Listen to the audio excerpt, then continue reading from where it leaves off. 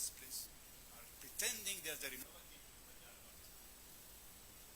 We want to always be innovative, dynamic, fast, beyond common thinking, and this is our here. I'll show you one of the European solutions. My car park, it was 30 years ago. So be patient when you start. This is behind it, but it takes a lot of water, and we need water to keep it nice and green. In Athens, where there is no rain for years, and many other places, we have to know how to preserve our green infrastructure by making water. You've seen a beautiful picture of the mining, sewer mining, which Christos, my colleague, presented in Athens. There is part of Athens is very nice and green. They're taking water from the sewer and irrigating things, and things look like this. Otherwise, we will see also today how to make, our topic is legacy, something which will last, our project is finished. And these are taking this picture from euPOLIS, Hungarian. They presented our hub nicely. We have the multifunction roof garden, we have facades, showroom, water treatment, everything within a very small place, and that will be one topic for discussion. And this is my colleague Istvan. Last year he was here sitting at this table. We had a presentation. Beyond the state of the art, our technology, you may not know, our technology they are going to present here, which we now is going to be used by European Space Agency for treating wastewater in the spacecraft. This is one of the events. So beyond the state of the art is not just a joke, it is a serious thing, and I would like you to be as imaginative as possible to present all your common, beyond common thinking. Thank you very much. This is my introduction.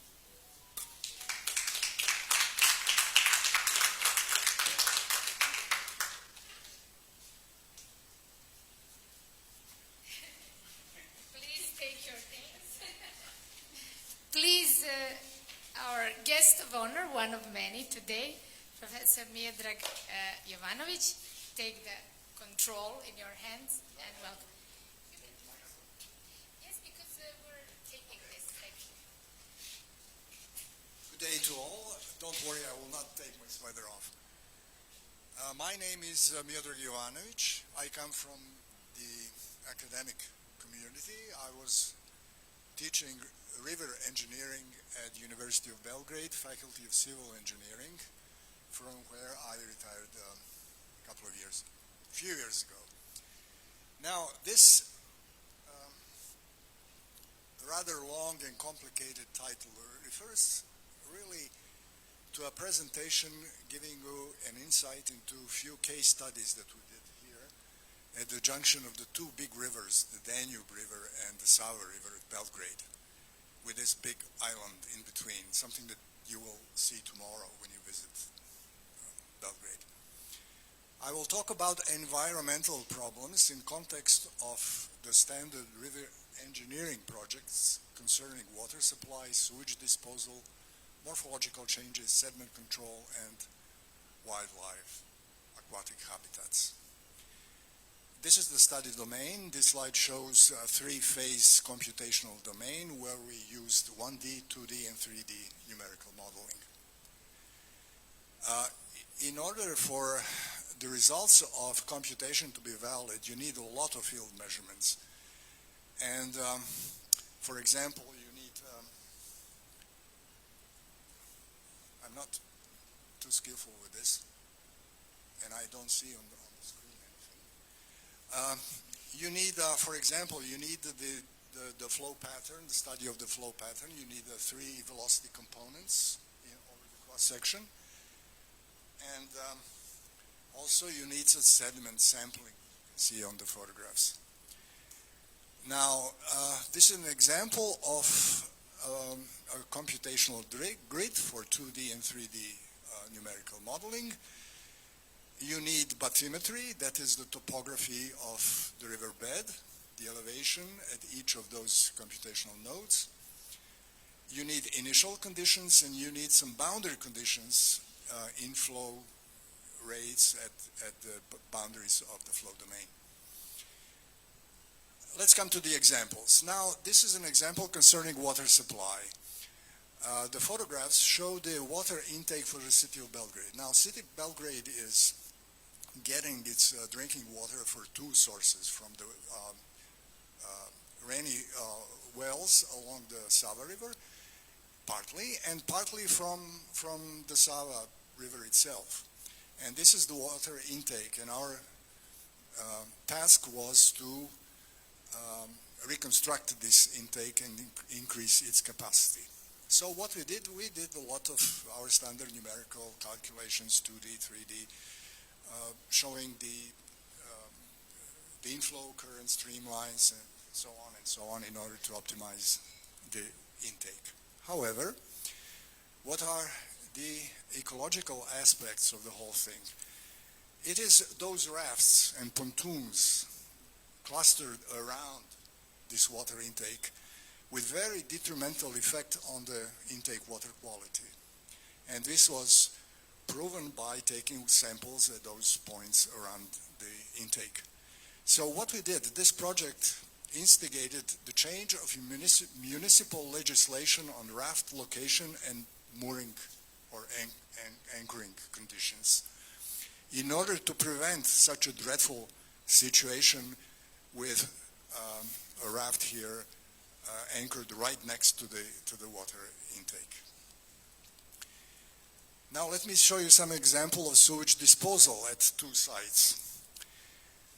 This is an example of badly situated sewage disposal site right at the junction of the two rivers. And can you start this video clip?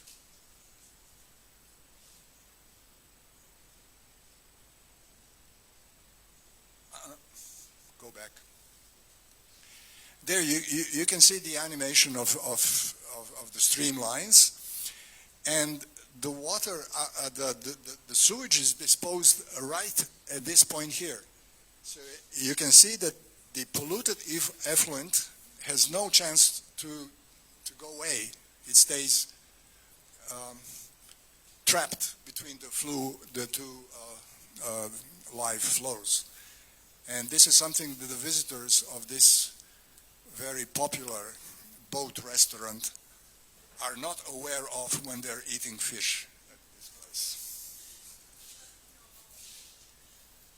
The second example is the Ada Bay, or Čukarički Bay as we call it. This is, Cedo has shown when we were traveling up to here, that the Sava River had a branch, and this branch was closed, forming two water bodies. The upstream part is the recreational lake, while the downstream part is a stagnant water body prone to pollution, coming from a tributary and also from the sewers, and it can get as bad as this photograph shows. Now, what we did, we also applied our modeling, and we tried to pump water from the upstream recreational lake. We pumped fresh water. We simulated pumping fresh water from the upstream recreational lake, and you can see that without pumping you had this nasty yellow color indicating very high concentration of pollution, while with pumping the concentration is much lower, and you have this green and blue color. Let me say something about studying morphological changes. It refers to a sandbar which is being formed at the downstream end of the big island. This is how it looks like at high flows, and this is what it looks like at low flows.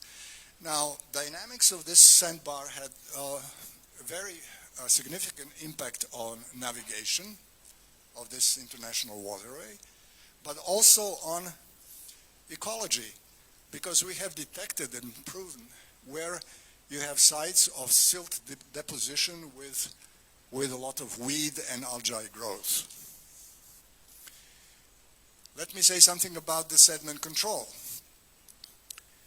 This is also, again, the Čukarički Bay, where we have agglomerations of polluted sediment.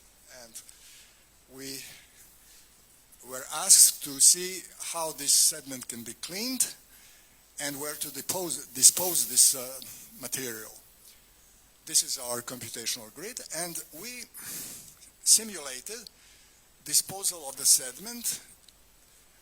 This is a suction dredger, and this is a floating pipeline, and we have found one cross-section deep enough at low flows where we can dispose this dredged material.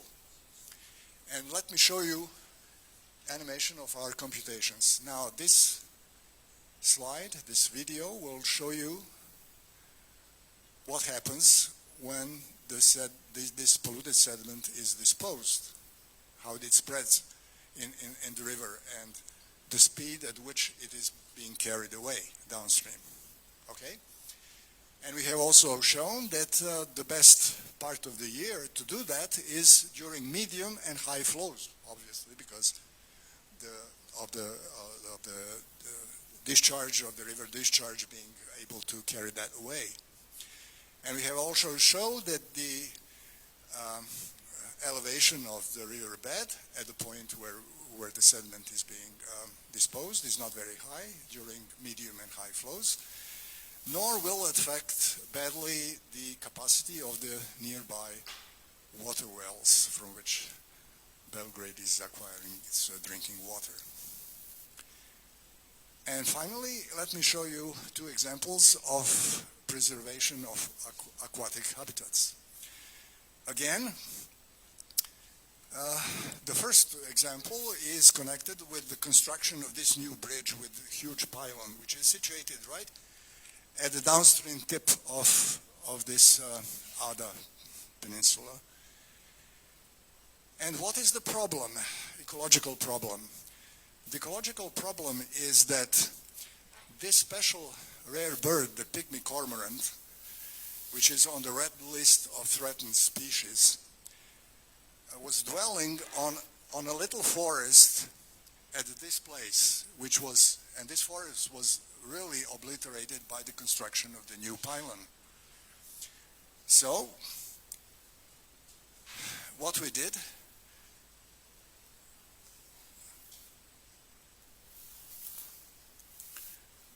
can you start the video? We have simulated the flow at the very entrance of the bay.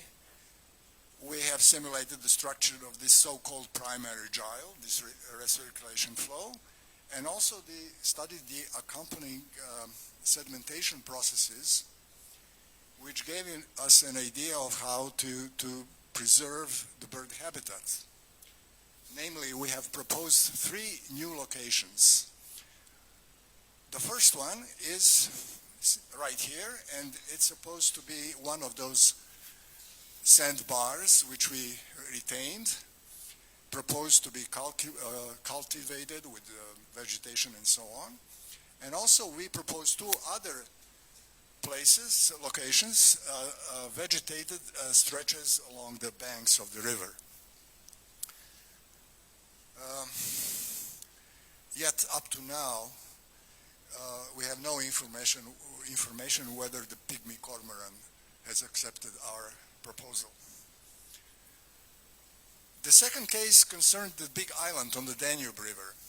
Now, this is what is called a canal galliash. The name galliash comes from the name of the boats, the galleys, which once upon a time in history used to reach the interior of the island by sailing through this canal. However, over centuries, the entrance on the canal has been buried and is not active anymore.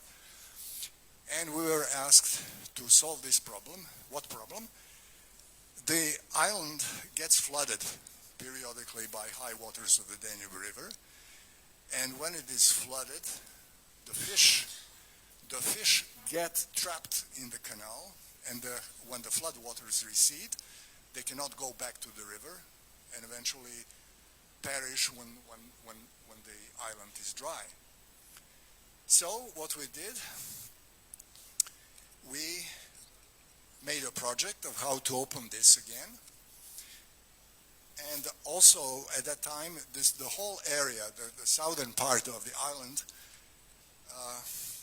was protected by law as an ecological valuable place. But it is not only the problem with fish. There is also this part here, and this is what the canal looked like in 28. This whole part is known as a resting place for very rare birds on their migration path from the north of Europe to the southern Mediterranean. So this is a rather valuable area. What we did, we made a solution opening up this entrance, and then we numerically simulated the water velocity in the canal during the flood recession phase. And we also varied the longitudinal slope of the canal in order to prove the ability of the trapped fish to sustain the water velocity in the canal during the recession phase. And also by these calculations we were able to check if the fish can safely reach the river again. Now, each of these case studies can have a lot of very specific conclusions, but let me give only two very general concluding remarks. One, it is obvious that the environmental protection has become a primary human activity on a global scale. The principal means of overcoming environmental challenges is technology, and I hope that these case studies that I have shown concerning hydraulic engineering has fully proven this statement. Two, the fluvial environmental modeling should provide ground for interdisciplinary assessment of water quality and quantity, sedimentation as well, in order to protect the aquatic habitats. So, I must mention at the end that two other institutions were involved in all this work. These were the Water Resources Institute Jaroslav Černy, who helped us with sediment sampling, and also the Hydrometeorological Service of Serbia, which provided us with hydrological data. And also, these are the names of my dear colleagues from the faculty who made this team and did the work along. So thank you very much.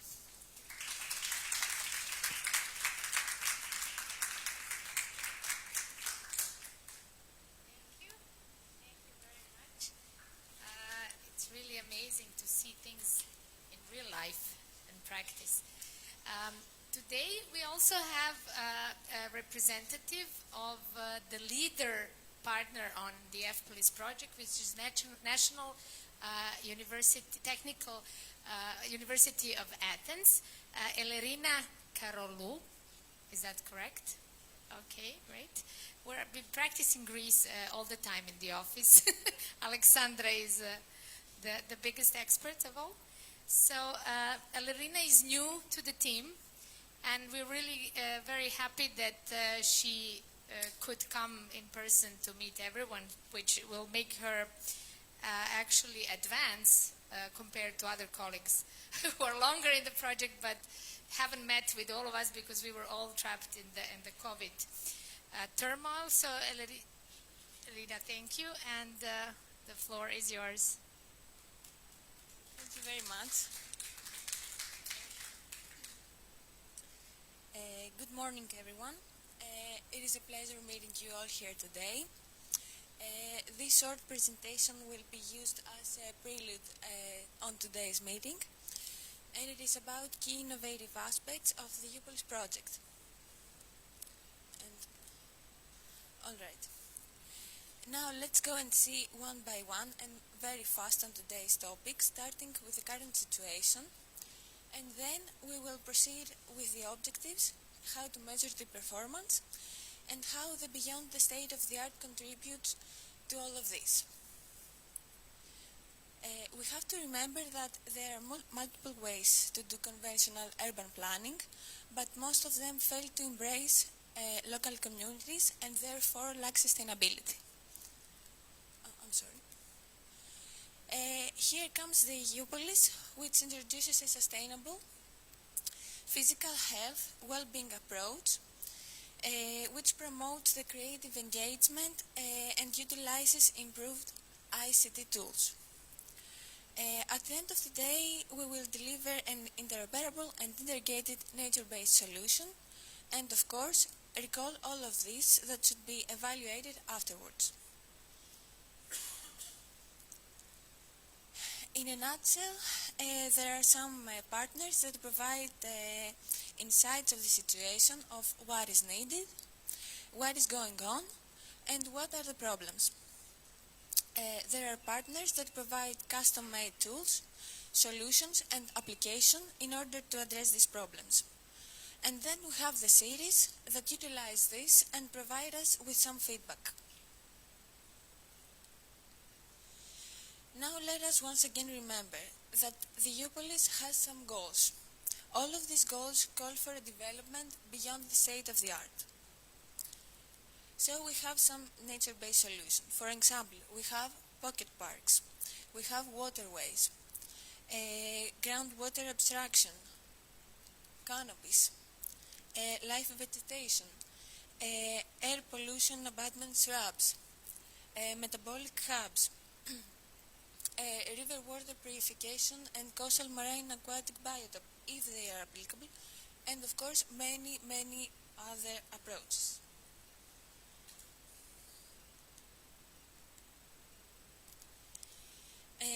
Now, once we implement all of these things, we need to measure their effects. In order to do that, we will deploy some devices, such as wearables.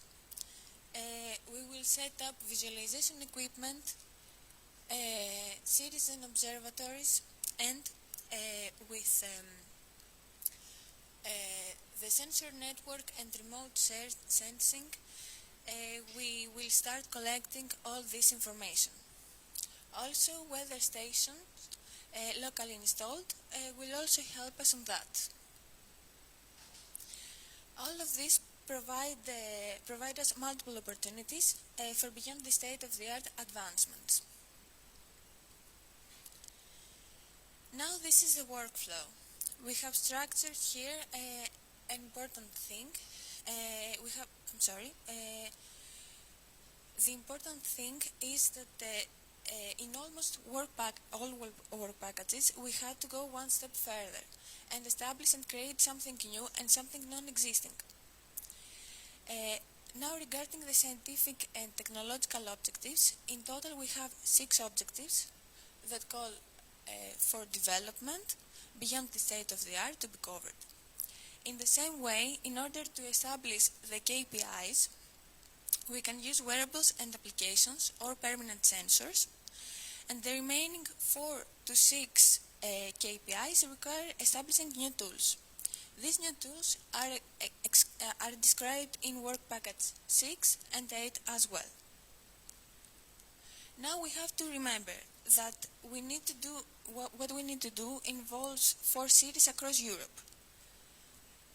And we have many intervention areas and many solutions to implement. Now we are talking about how to measure the impacts. In order to conclude, the euPOLIS is expecting to contribute in multiple fields, including new planning strategies, tracking, and assess physical and physiological KPIs. Using urban synergies, customizing and implementing the GDPM system, adopt an approach for dynamically adaptable system, provide Internet of Things solutions, and last but not least, develop a system for identification and integration of unused resources. And that was the presentation. Thank you so much for attending. And now I would like to pass the floor to our next speaker. Thank you, Elerina. I would just explain briefly, as Cedo announced in the beginning, we all know we're here to actually extract from our daily work on this project what is it that actually exceeds the regular practice and what is actually beyond state of the art. So we will follow roughly the structure of the work being done in different activities and packages, but let's actually unpack it and discuss even further. So stakeholders and communities engagement in participatory planning, that is sort of at the core of euPOLIS approach. So I give floor to Cedo Maksimovic, who is leading this scope of work. Then we will have Stanislava, also from Imperial College London, telling us of the paradigm shift in identifying gaps and solutions that we provide and that are meant to solve these challenges. Then we move to the Faculty of Civil Engineering at University of Belgrade, Anja Ranđelović, who is leading the social package of this project to explain on the measures to enhance social and behavioral aspects of public health and well-being, because that's the center of our project. And then Elerina again comes to the floor to talk about the technological aspects, all these achievements in technology that is supporting deployment of nature-based solutions in cities. That's session 1, the morning session. Then I give this mic to my colleague Branislava Lekic Jovanovic, who will be chairing the second session, but for now on, that's the program. Please. Okay, thank you, Maya. As explained from the very beginning, we are here to present what is breakthrough in these developments, and my first presentation is about this formerly work package 2. So we call work package 2 inspired. We show what we did and what we should do, what else has to be done within this engagement of stakeholders. The stakeholders are all of us, plus the people in the cities, plus anyone else who wants to follow. Again, we want to go with innovative things, not the traditional, where many do things traditional and say this is innovative, which is not. So, what we, first of all, inherited from the Blue-Green Dream project is this need to change mental setup of all participants. I'm not now referring to external world, I'm talking to need for all of us change our own mental setup. We experienced in this project there's a huge inertia and things telling people say this cannot be done, and they give hundreds of reasons why things cannot be done. This mental setup is about, we are not interested in hundreds of reasons why things cannot be done. We are interested in one reason, how the things can be done. And that is huge difference. Even in this project, in work package, we've experienced many times people say, no, utopia, we cannot do it. We can. And once we change our mental setup ourselves, then we are able to convince the other people to follow that same route in going from the conventional silo thinking, which is present even among us. Even our work packages in many aspects are designed and they are carrying out the silo. We produce the deliverable, we exchange a little bit with that, with deposited and forgettable. There is no much interlinkage, and that's why we are here, trying to identify where we can make this, we can finish it by doing things, everything okay, without much legacy. We are here to identify the links and legacies to create this way of thinking, and starting with us. So, one way is also, this is one of the workshops or gathering of the stakeholders, of the other people, citizens, only small part. This is the location where we'll visit tomorrow morning, where we have to change this way of thinking of the other people, but first of all we have to change ourselves by implementing these solutions and showing that they can work. So, we have to define, how do we define this perception and change and the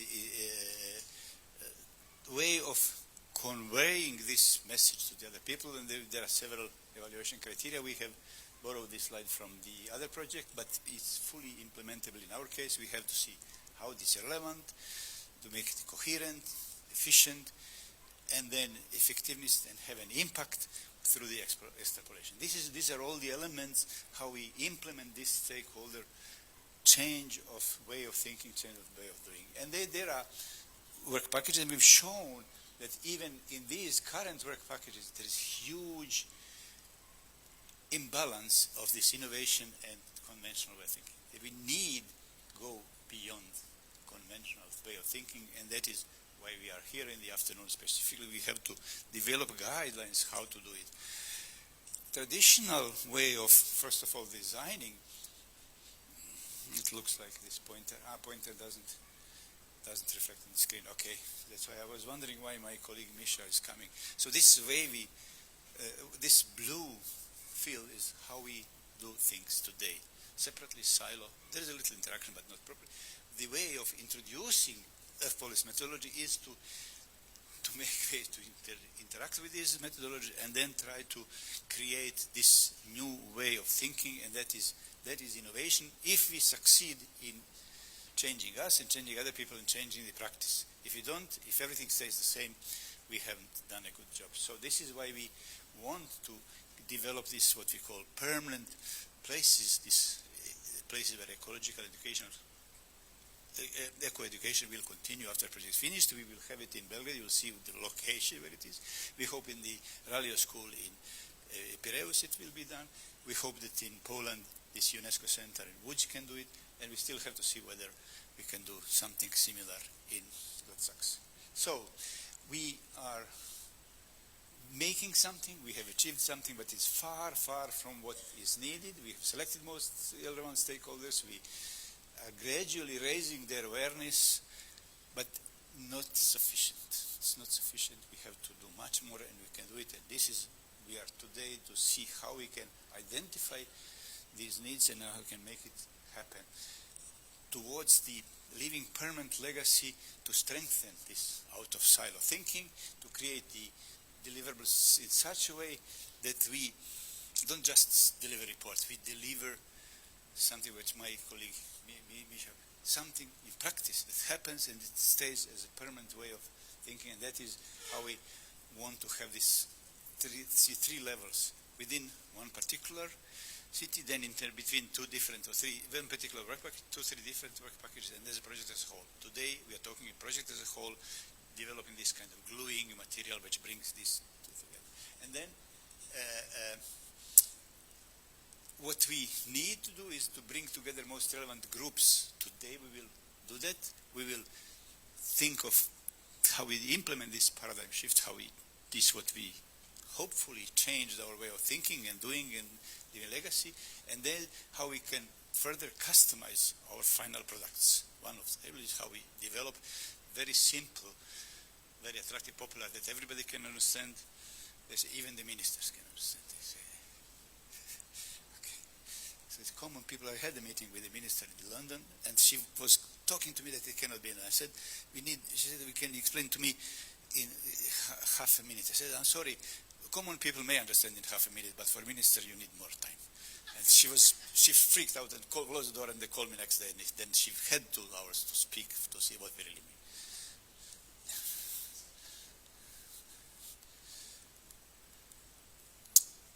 These are, am I going back or? This is an example how things should not be done. This is a brand new project in London, near Canary Wharf. And you can see here, I have to imitate my colleague Miodrag to come here. This is Sandra's engineering solution. Okay. So you see, this is how sunshine is burning these facades. They planted trees, but on the wrong side of the street. This tree don't shade this facade. They say, we've made the green roof. What they did, they concrete painted green. Painted green, I couldn't believe, but it's done. They collect all the rainwater, collect it huge tunnel here, and throw it away after the rain is over. All things absolutely opposite from what we should do. And this is general situation almost all over the world. So this is how we think should be done. We have a lot of nature-based solutions dealing with the rivers, with the agriculture, food production, with floods, with the droughts, biodiversity, life, and this is kind of menu.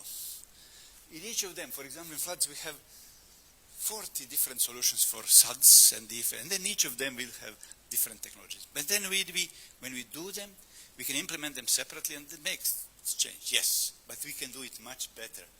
We can then create what we call nature-based plus solutions when we combine. We have a location, you'll see it near the Danube River or Sava River. We can pick up together and create a small group of interventions, which we call nature-based solution plus. This kind of plate. This is a menu in the restaurant. This is your starter, main dish, and the cakes and coffee and drinks and serviettes too. Okay, so this we can do. This is what we call second level of integration. And once we have them, we can even bring several of these together and create a much bigger level of integration. This is third level, this is an example. We can develop retention basin, but the retention basin, instead of just collecting water and reducing flood risk, we can keep this water to, if it's in forest, to extinguish with smoke detector, forest fire, and then extinguish in the early phase without spreading. We can use it for irrigation, small scale. We can develop small farms around these lakes, and that is just a multifunctional nature-based solution. But sometimes all this cannot do everything.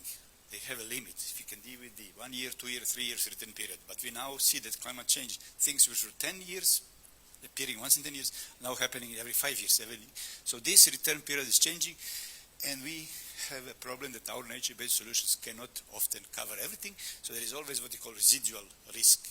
And that is something we then introduce operational management. We need things which can predict rainfall in a fine scale, and we have technology developed in another project with the fine scale X-band radar. We can predict if this place is going to be rain in next half an hour or 2 hours, fine resolution. And do we need to close the roof? In Paris, our colleagues give advice to Roland Garros, or in London. Normal meteorological radars cannot cover that.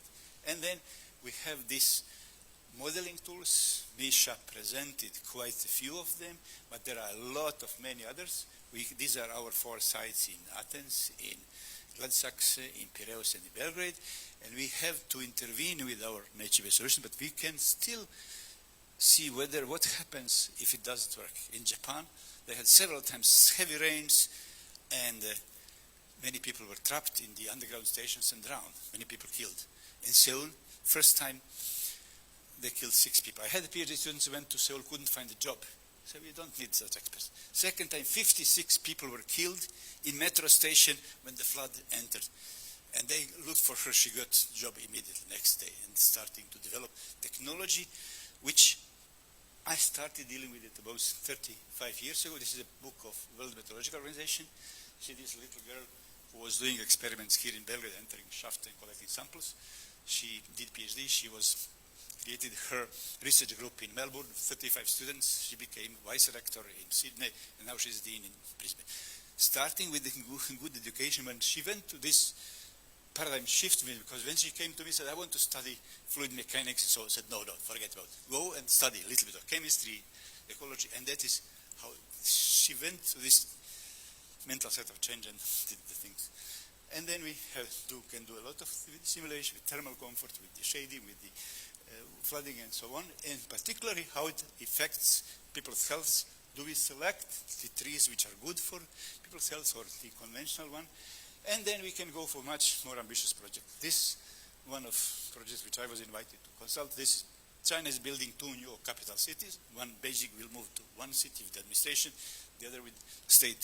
And this is a new park where they want to implement many of these nature-based solutions on a site which was heavily polluted. This was a petrochemical complex which exploded. A lot of 35 years is being cleaned in the end, and they want to implement a lot of these innovative solutions. And the very important is publishing. We have to publish. Publish or perish. If you don't publish, people don't know. This is, I've shown you one book. This is my book. I have 46 of them during last 45 years when I was, like my colleague, was using wrong shampoo and our color changed. So this is where we need, and that's why we asked you, please produce this extended abstract. Aim to publish what you have done, that people know what you're doing. Otherwise, if you just deliver on the SharePoint, nobody knows, and that's it. Thank you very much.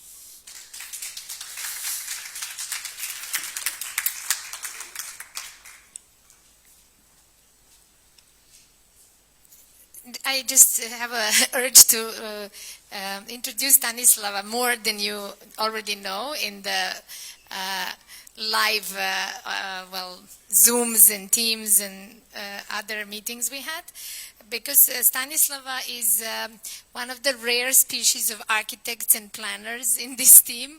And she's been into these topics, connecting science with the urban planning and, of course, with the purpose of enhancing the quality and well-being. So we need more of those kinds of architects and planners to collaborate with the scientists, but also the cities as well. So please, Stanislava, and try, not unlike Professor, we need to make up some time because we started late. But as Branislava said, this is going to be the explosion of charm today and spontaneity. Thank you. Thank you, Maya, for this kind introduction. I'm really very happy being here today with all of you live. And it's such a special occasion, and thank you, Professor Maksimovic, for initiating and, as always, teaching us to have more and more energy to create an upper level of our work. And I believe today is one of the days that the productivity will be very high. And thank you, Mixer, for hosting us here. It's not easy speaking after Professor Maksimovic because normally he already says everything important that can be said, especially about our project, but I will try to just give you an overview of our work package 3 on behalf also of Anja, who worked with us over the work package 3 duration, and it is one of the few already concluded work packages. And of course, the role of Ranko Boskovic was incredibly important as a leader of one of 3 tasks. What we did from the very beginning of the project is, of course, approaching different tasks regarding the identification of the present state of our cities, of our frontrunner and follower cities, and also creating a framework or the beginning of the framework for the identification of indicators that will be evaluated all along the project. And also creating these conditions and gaps was very important, gaps in the existing MBSs was very important work of us from the very beginning and in collaboration with Work Package 2 to create actually the knowledge space from our stakeholders to get to know all our expertise in specific disciplines, but also to really get to know the cities and the demo sites we are dealing with. So that work was done through questionnaires that we started producing also with the great help of Mixer team. Through the workshops that are continuing, and now we have a series of workshops that is happening also in other work packages, led in other work packages, but this knowledge space not also allowed us to get to know the specificity of demo sites, but also to learn each from other, to learn which specific conditions can be applied in some context, others that can be improved in others.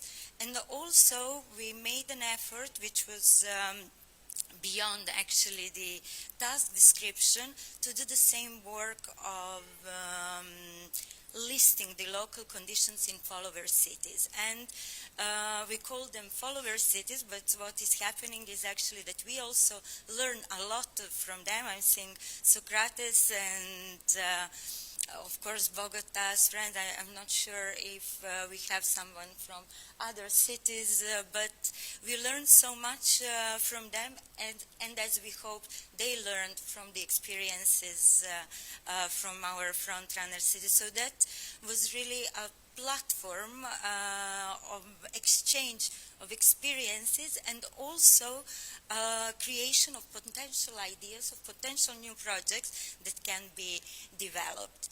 And this knowledge space, each from other, created really an integrated approach, and the knowledge we gain is there not just to tick a box of having a deliverable, but to integrate that knowledge and then to collaborate with all other work packages. And what Work Package 3 did really is that the framework, for example, for indicators was created, that the framework that after and hopefully from the very beginning creates future directions for the identification and for the enormous work that has been performed in Work Package 4 and Work Package 8 just now for the same subject. And of course the collaboration with other work packages and the incentivation of further developments of workshops, of their outcomes, it's something that Work Package 3 set the scene for, and will continue even if the work package is over. So this is just a short journey through the local conditions without entering in details, because a lot will be said about it in the future presentations, but really just to have an overview of the richness and diversity of our case studies, diversity in terms of their characteristics, in terms of scale, climate conditions, and we identified the gaps, but also, and most importantly, we learned what are the potentialities for the further development of the interventions in each city.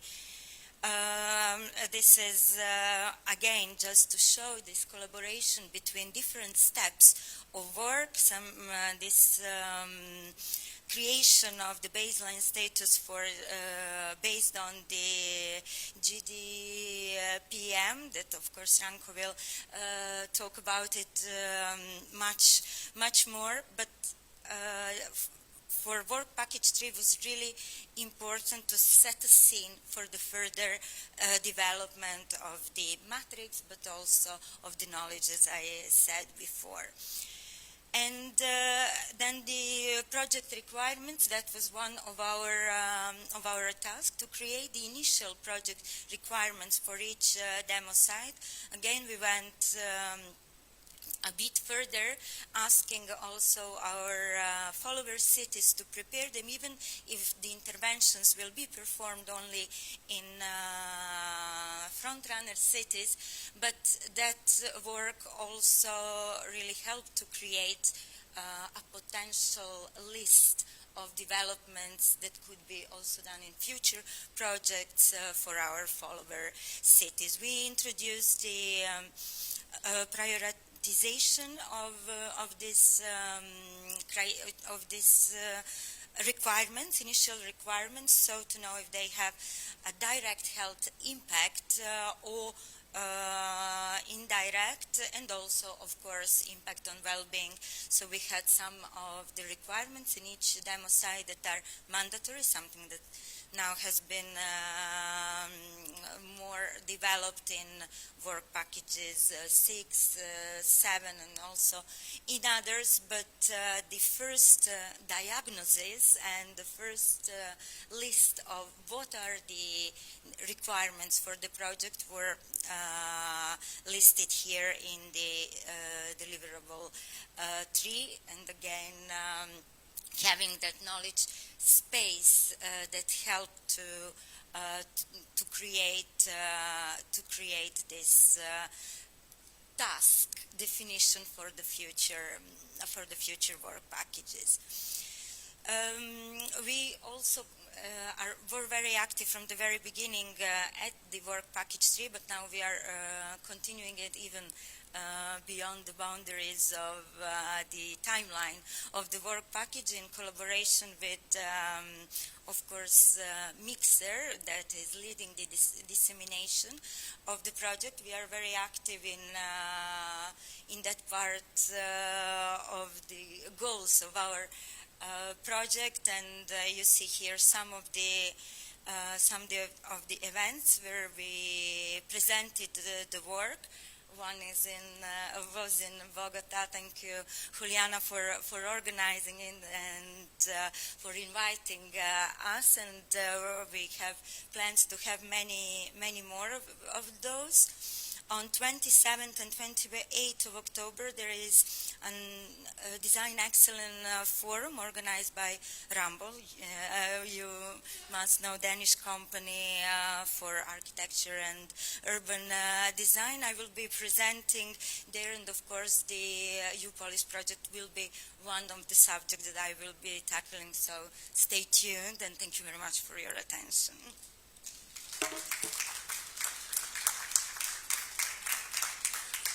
Time efficient. There will be space, hopefully, for us to interact, and if we wanna.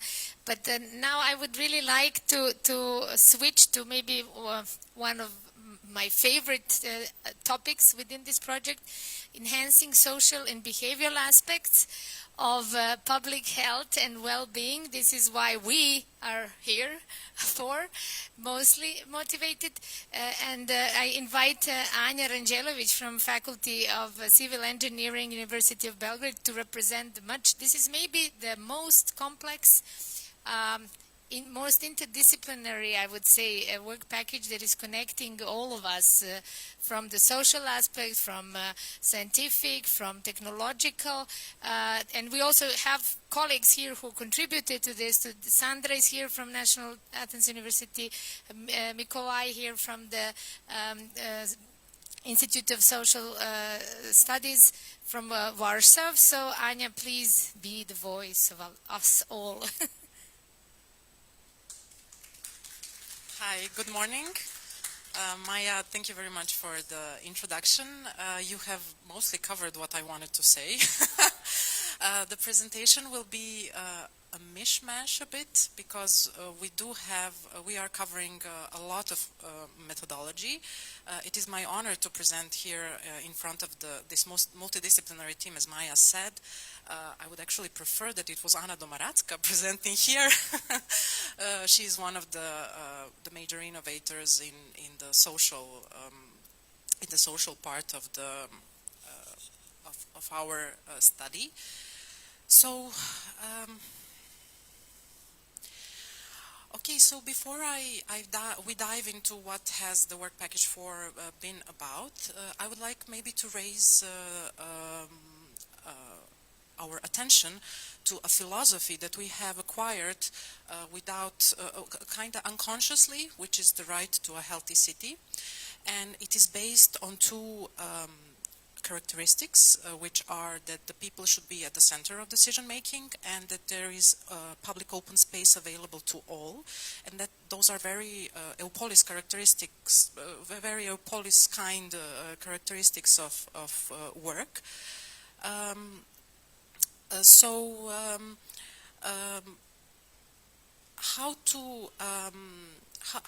How do we know that we are living in a healthy city? First of all, if we want to have a decision-making process which is people-centered, then we have this diversity of their interests, the diversity of their needs integrated into the whole public space. And in this way, we are making solutions which are not just having a good economic side or good engineering side, but are actually made for the people, for their use, for the use that they want to have on that place. And in this way, the city actually cares about the people, cares about the people's needs, and that brings the people to care about each other, and we have community growth. Now, how do we know that we have a healthy space in the city? That is a space that is, first of all, that has a sense of safety, that provides a sense of safety. It is characterized as having good environmental quality, so there is good quality of water, good quality of air, good quality of soil. We have a resilient city, meaning that it is that we are living with the nature, that but we have infrastructure which is capable of protecting us from even the very extreme weather conditions which the nature can bring on. Now, I would like you to just raise your attention to this paper which was recently published by Anna Domaradska and her team. It was in the Journal of Sustainability, and it actually is a very comprehensive overview of what the nature-based innovations, how they are connected with the right to a healthy city perspective. So a bit about the work package 4 and beyond. So there are the work which has been done, which is different from what is usually done, and again integrated with other work packages, can be divided into two categories. The first one is related to the guidelines for participatory processes, which is where we are setting what is the role of euPOLIS and its partners in the city.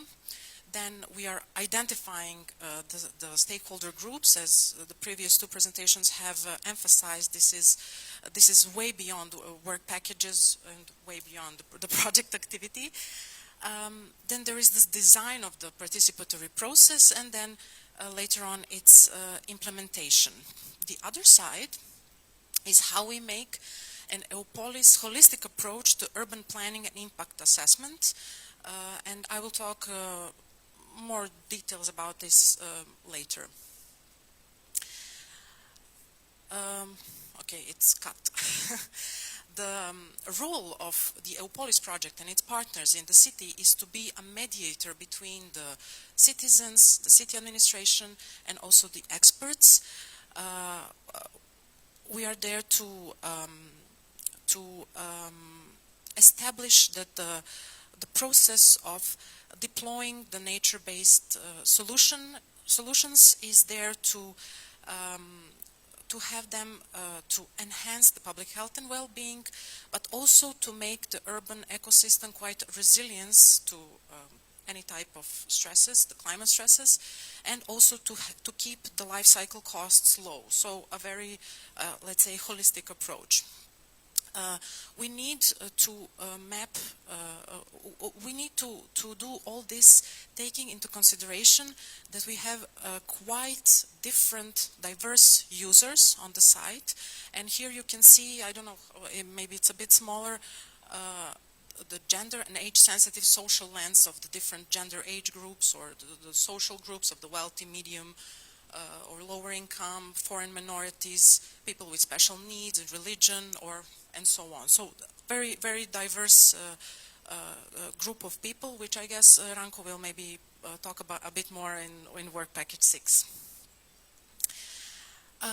Now, to have all these people involved in the process, first what we need to do is to have them at the point, we have to provide them with information for them to be involved. And for that, we need to use some communication tools which are good, either online or offline, social media, different digital platforms, or invitation letters, posters, some participatory events.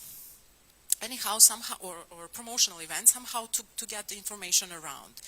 Then we need to provide co-creation tools for people to participate, online or offline, still, so that we can ask the citizens, not just for them to be advisors, but also to very interactively contribute to the design of the public space, And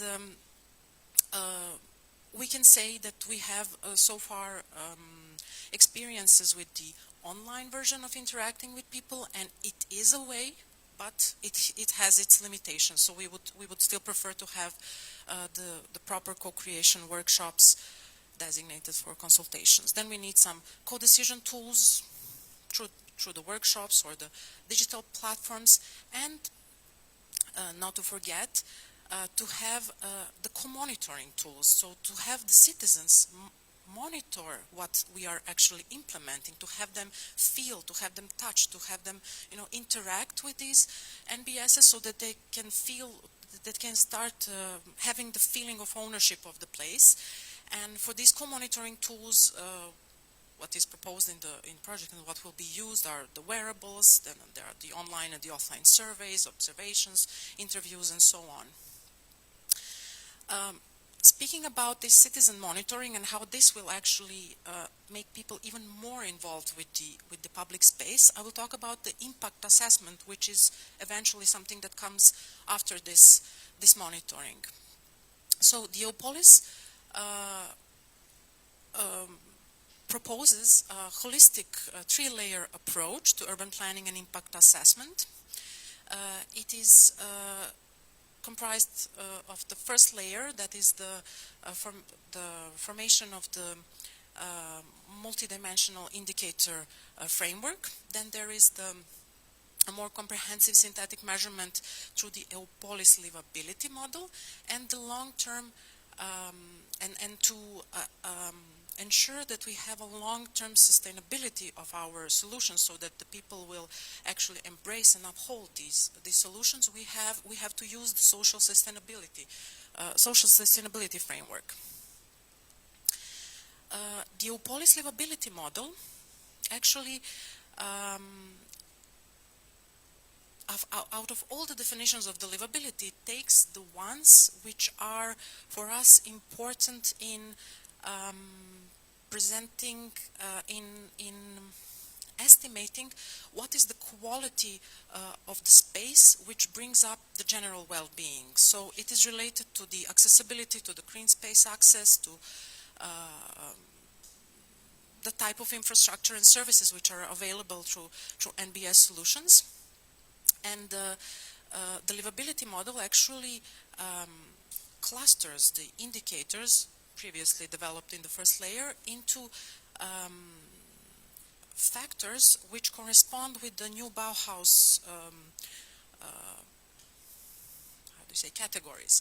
The sense of safety, multifunctionality, contact with nature, comfort of use, walkability, friendliness, and sense of place. So we get, once we do this assessment of the livability, these are all the aspects that we can actually find out from this. The social sustainability, as I said, ensures the long-term livability of the NBS solutions, and it is how the community characteristics actually interact with the space. So we need to have and to promote the diversity of skills and actors involved, openness to experiences and cooperation among stakeholders, the learning and the adapting to change, common meaning, mutual trust, capacity for self-organization. All this will eventually bring the social sustainability and make the community, as I said previously, embrace and uphold the nature-based solutions, so that we have them for, to stay with us for a longer period. Just briefly, something about the indicator framework and the euPOLIS planning system, because after all, this is a project about urban planning. I will not go too much into details about the indicator framework, just to say that that it's multidimensional, that we are looking into different dimensions, different aspects of the impact of NBS. So we have the health, the social, the environmental, economic, and so on. So both the direct and indirect aspects of health. And we actually do make two types of indicators which have different purpose: the contextual ones and the evaluation ones. The contextual ones, which are based on the readily available data from local sources, actually provide an initial baseline assessment. Stanislava mentioned. Sandra will continue with this, with the refinement of this methodology in Work Package 8. And this initial baseline assessment, together with other sources of data, provides the site requirements. The contextual indicators in this way are used for the planning phase. So we find what is needed on the site, and then with these site requirements, we go into the main planning system of the euPOLIS project, which is the goal-driven planning matrix. Ranko will talk about it, to develop the goals and the targets, and then eventually to find the NBS interventions which are capable of fulfilling those goals and targets. On the other hand, there are the evaluation indicators. Their data comes from integrated monitoring, so meaning network of sensors, wearables, maybe some modeling results, and they are quantified before and after NBS implementation, so that we can actually find what is their impact in terms of a certain category. And again, Sandra might give more details on the impact assessment later in Work Package 8. I haven't mentioned at the start, but Work Package 4 is a bit methodological one, and so it gives a starting point for other work packages to refine and implement the methodology. So instead of conclusions, just to go back to the first part where I was talking about the participatory processes, and to glue it to the afternoon session, with the work session regarding the establishment of the euPOLIS hub, I would just like to mention what is the capability of this hub, and then we will talk about it much more in the afternoon. So the euPOLIS hub serves, it is a way of unlocking local potentials for co-creation, for co-design. First, it can map the existing efforts, which can be very spread around, small, large, might or might not have any interactions, and then to find what are the possible interactions, unlock the hidden potentials and establish synergies. Once this interaction starts, it actually gets amplified, so the effects of this collaboration just spread, become broader and broader, and to ensure that this stays long-term, even after the project is finished, this is where we need to establish the social sustainability which I was talking about. And I have to mention that the euPOLIS hub does not have to be related to a building as it will be in the city of Belgrade. It is an idea, a joining idea, which brings the community together in unlocking all the different synergies and hidden potentials. And here is just an idea of what it can actually bring, what are all the activities that can happen around. So it can be the urban development one, the urban planning. Then we can have some research, we can have informal education there. It can be a cultural incubator with cultural events. It can be a place for commercial activities. Anyhow, it will, we hope, bring the community in a better place. Thank you very much.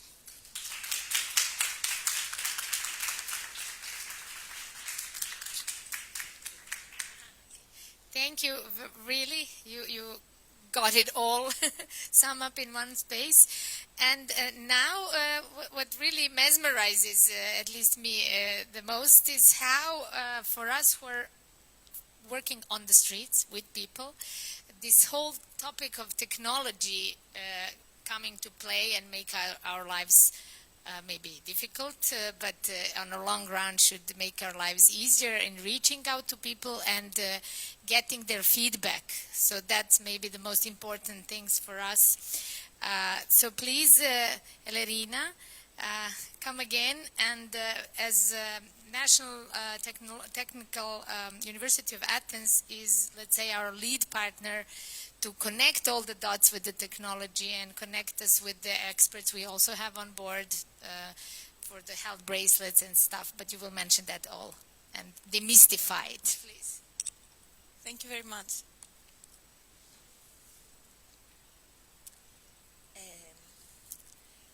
So, in this presentation we will discuss about Work Package 5, which refers, as Ms. Maya said, to technological tools and their new adaptations in order to fulfill in the euPOLIS requirements.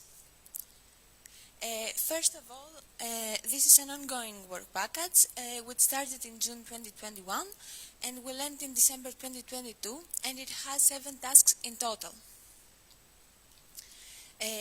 Work Package 5 is all about data collection, storage and processing of a variety of information that has been gained from various sources. We can use simulation tools and visualization tools, depending how well the biodiversity enhances. The tools provided in this work package are in the state of the art from their beginning, and they are further adapted in order to fulfill the euPOLIS requirements from the aspect of software and hardware as well.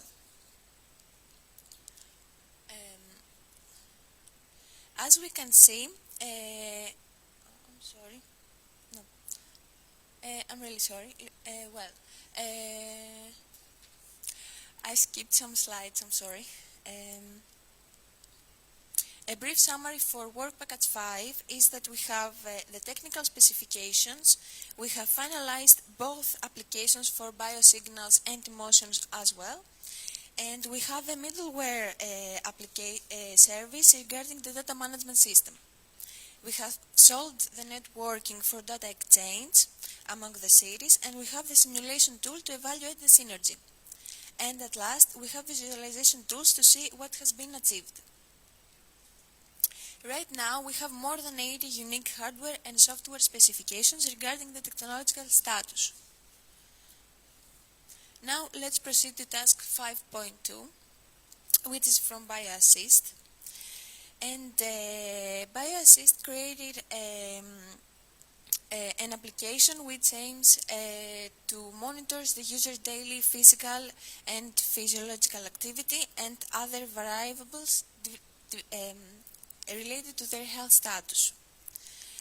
This solution is leveraging innovative technologies to address the needs of citizens and utilizes smart devices and a variety of non-invasive sensors that can monitor citizens' physical, physiological and emotional status, as well as motivate them to engage in social and self-caring activities.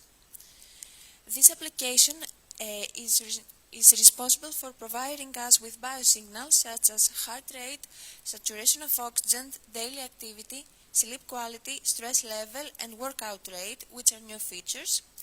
And also it can support online questionnaires and location-based services, which also constitute new features.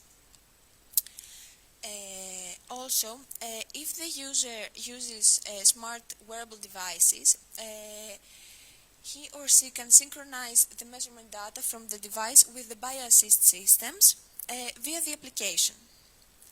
And right now, the mobile application is currently available for Android and iOS, and it is compatible with the majority of the available smart wearables with biosensors such as Apple, Fitbit, Garmin, Google Fit, Huawei, and many others. Now, as we said before, in order to fulfill the euPOLIS project requirements, 2 new features were introduced, online questionnaires and location-based services. We have to say that the data cannot be accessed by anyone else in the same or other pilot deployment through the BioAssist platform. And at last, the main goal of the platform is to record participants' data and share them with the euPOLIS data management system to assess the impact of the NBS policies on public health and well-being. Future work includes the implementation of the presented platform in our project studies and some additional features such as gamification to increase the citizens' interest in the project. Now, the second application is referred to task 5.3, and it is created by Cedo which is responsible for the feeling capture. Sensio Labs deployed their field monitoring platform, which can continuously track several physiological parameters and associate them with significant emotional changes. On a high level, the platform consists of three main components.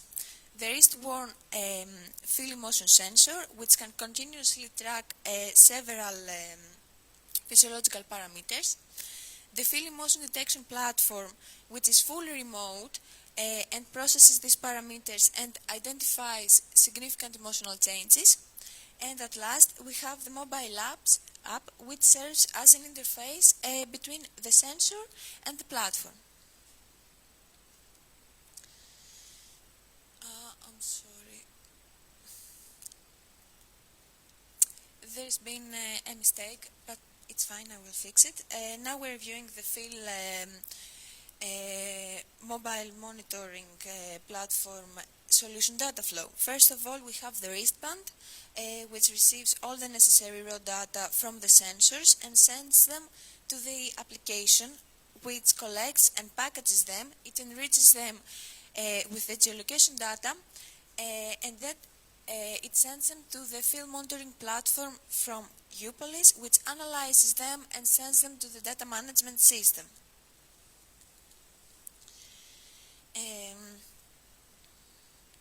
Now, we have to say about data privacy. For all processing purposes, raw data that is collected via the wristband is pseudonymized internally, and citizens or any other third parties do not have access to the raw data and will have access only to their emotional events. Within the field app, euPOLIS citizens will be able to answer questionnaires as part of their participation in the program. And the questionnaires will enhance the user experience and provide us with valuable data for analysis.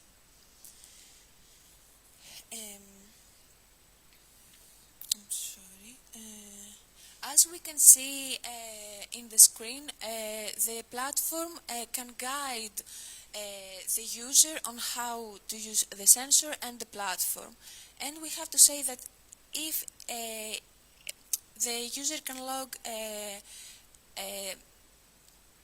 his or her emotional events manually if they cannot be automatically detected.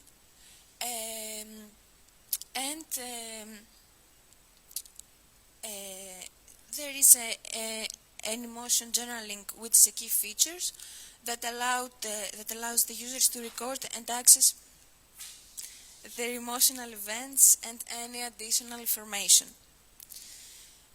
Now regarding the access, it is available for Android and iOS as well, and it is compatible with the majority of the available smart devices. Now there are some elements that had been modified, which are new citizen in-app onboarding steps. Also, Cedo removed field providers and sessions in order to bypass restrictions such as scheduling of sessions, which caused decreased flow of the program. Additionally, upcoming programs weeks are unlocked based on date, and the field educational content is removed since Cedo removed field providers and sessions.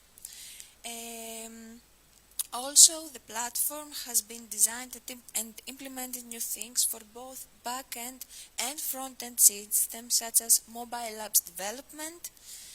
And regarding the back-end development, Cedo has created a new monitoring platform infrastructure for handling geolocation data. Furthermore, Cedo implemented a new functionality which is called integration with other partner systems in order to detect emotions along with the related geolocation information to the data management system. Also, a form is provided to the city representatives in order to submit their email and their euPOLIS citizen ID, which is achieved by Google Forms.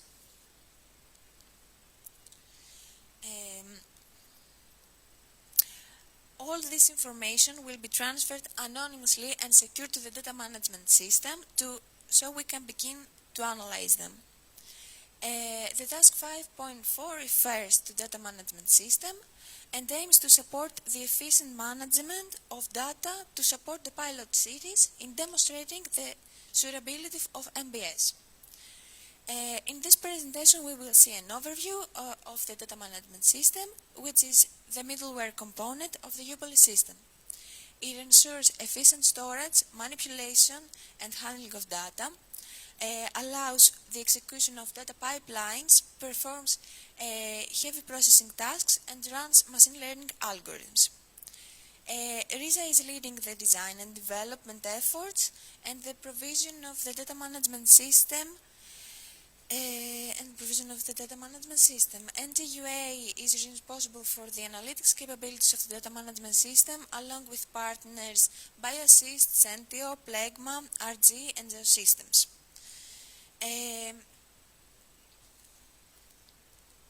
The data management system provides a REST API to enable data integration for regularly pushed data in synchronous batch mode. The API uses data from the available resources of BioAssist, Cedo, registering sensors, mobile apps, and simulation software, which includes emotions, wearable, questionnaires, sensors, participatory tool, and planning simulation. In the screen we can see the flow of sensors data for the middleware API. And we have to stress that it is because of the data management system that we can make associations among different measurements.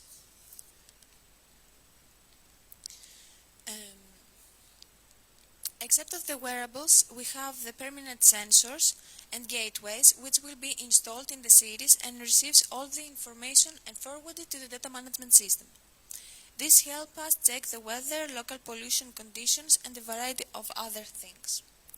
Task 5.5 is devoted to the development and implementation of technology for communication between individual sensor nodes and the data collection gateway. Plegma is responsible for that gateway, where the main goal was to design and deliver a customized gateway a solution that is able to communicate through various wireless and wired protocols with several sensors and third-party services, as well as offer various features that meet the emerging requirements, such as perform data collection, pre-processing, data compression before transferring the processed data to the data management system. This solution is focused on being scalable and expandable, as well as robust and low cost. The euPOLIS gateway uses the LoRaWAN state-of-the-art wireless protocol installed, along with Modbus, which is the most commonly used wired protocol. We have to stress that every sensor that is bought and installed by series should be compatible with Plegma gateway, because this gateway is the only thing that connects the data management system with the sensors. All the solutions are open source and license free using components, and LoRaWAN is a wireless modulation technique which is robust against disturbances and can transmit across great distances. The next steps includes the placement of the permanent sensor and gateways in the demonstration areas and in front-runner cities, considering the installation topology and the infrastructures are available. Let us now proceed to the metabolism-based MBS and simulation toolkit, which allows us to check the water utilization flow. This toolkit contributes at running a scenario analysis. This task has been described very well and accurate by Sandra in previous meetings. And now we have an example of building a green rooftop in Rallion School in Piraeus. And we can say that for a given set of plant, we have resources such as the amount of grey water, that this solution will save water or energy, let's say. This solution will provide some results that could help the planners proceed. All of previous information should be visualized. Also, we have to mention that the corresponding developer is delivered to be submitted in the end of October. Towards towards the visualization, we have considered the utilization of Copernicus services, which can give us further monitoring services such as atmosphere monitoring and climate change data. Now, the main risk at this work package is the delay and the increased cost. Nonetheless, this is something that we are aware of. And for September 2021, we have provided the series a list with compatible sensors and technologies that need to be used. So we have motivated them to work early on this procedure in order to cause the minimum amount of delays. And that concludes our presentation. Thank you so much for your attendance.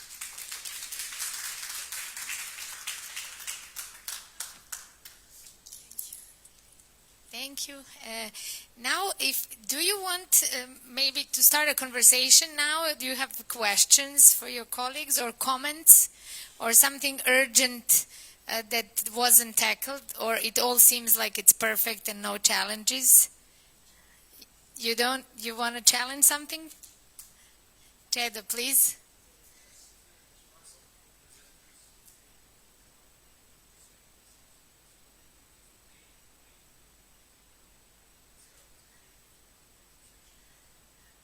Question not heard to our friends on Facebook. So Cedo is insisting on not just explaining what's being done, but for all these presenters. So then maybe I invite you here just really for 2 minutes because we're behind. And we will not be having the regular break. Okay. By email. No. Okay. So since we had these technical problems in the morning, and do you agree that we do not make a big of a break? If you had coffees, you can maybe now run. We give you like 5 minutes to, I see like Puma movements. But discipline yourselves. Let's do this exercise. You get the coffee, you come back, okay? Thank you.